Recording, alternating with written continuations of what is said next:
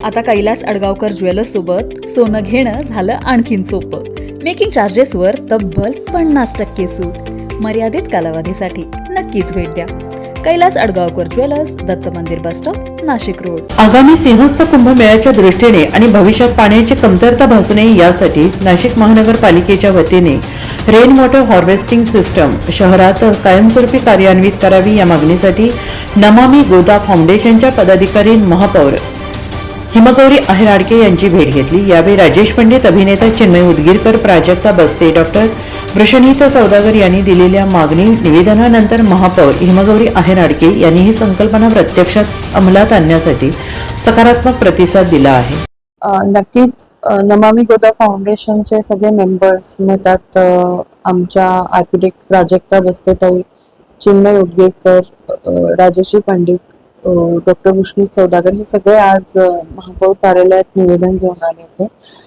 नक्कीच आता जे रेन वॉटर हार्वेस्टिंग करून जे आपली भूजल पातळी आहे ती वाढवण्याची गरज आहे. महानगरपालिका जेव्हा महानगरपालिकेचे कामं असतात त्यावेळेस कम्प्लिशन देताना हे पाहते, पण पीडब्ल्यूडीची जे कामं असतात त्यात ते होत आहे की नाही याचा अधिकार आमचा नसतो आणि त्यामुळे त्यांनी देखील हे काम करत असताना याचा जो काही गांभीर्याने विचार करण्याची गरज आहे तो करावा, असं या निमित्ताने मी त्यांना विनंती करते.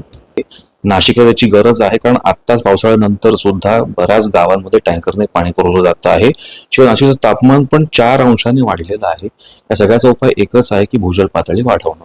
तर त्याप्रमाणे सक्तीने सगळ्या शासकीय, निमशासकीय, खासगी इमारतींचं, जागांचं रेन वॉटर हार्वेस्टिंग होणं कंपल्सरी केलं पाहिजे, ही मागणी आमची होती. तर त्या अनुषंगाने तोडगायुक्त जे काही चर्चा आहे ती आता घडलेली आहे. कुंडात्मक रचनेच्या अनुषंगाने ते तीर्थत्व किंवा तो संगम कसा घडवून आणता येईल यावर पण खूप चांगली चर्चा झाली आणि या दोन्ही विषयांना महापौर मॅडमने खूप सकारात्मक पद्धतीने प्रतिसाद दिलेला आहे. आणि त्या अनुषंगाने बेंगलोर, हैदराबाद आणि चेन्नई तसेच मुंबईसह पुणे महानगरपालिकेने रेन वॉटर हार्वेस्टिंगचा प्रयोग यशस्वी केला आणि याच धर्तीवर नाशिक महानगरपालिकेने हा प्रयोग 100% राबवण्यात निसर्गाचा समतोल राहण्यास मदत होणार आहे. NCN न्यूजसाठी रोहन दनी, नाशिक.